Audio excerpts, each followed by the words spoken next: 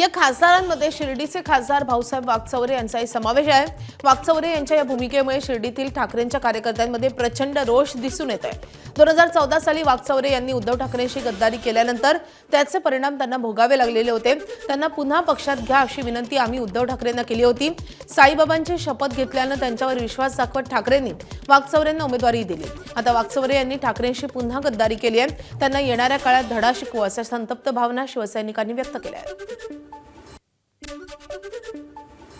शिवसैनिकांना हात जोडायचं सुद्धा शिकवलंय आणि बाळासाहेब ठाकरेंनी आम्हाला हे पण शिकवून दिली का पायाखाली तुडवायचं की 100% त्याला आम्ही तुडवल्याशिवाय राहणार नाही। मतदारसंघात तुझ्यात हिंमत असेल तर तू कसा बंदोबस्त घे, नाही तर कसा फिरतो तेच बघतो। आता तो शिवसैनिक एकदा माफ करतो, दुसऱ्यांदी करतो, तिसऱ्यांदी करत ते तो आता दुसरी वेळ झाली, आता तिसरी वेळ येऊन नाही देणार। शिवसैनिक त्यांना जागोजागी परफेक्ट धडा शिकवतील। शिर्डीमध्ये पण आम्हाला जे करायचं ते आम्ही करणारच आहे। खासदार भाऊसाहेब वागचौरे पुन्हा निवडून तर येणारच नाही, पण दुसरी गोष्ट अशी की या शिर्डीमध्ये आम्ही त्याला पाऊस सुद्धा ठेवून देणार आहे। कारण का की दुसऱ्यांदी गद्दारी केली।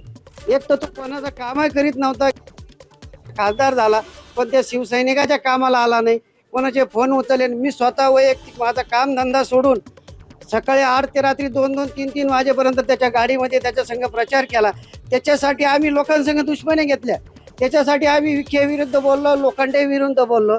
आणि अशा माणसाने आज आमच्या संघ गद्दारी केली म्हणजे आमचा तळतळाट जे आहे ना हा फार मोठा आहे। आणि आमचा तळतळाट आणि साईबाबाची घेतलेली खोटी शपथ वागचौऱ्याला यापुढे या राजकारणामध्ये शिर्डी लोकसभा मतदारसंघामध्ये 0 स्थान झालेले।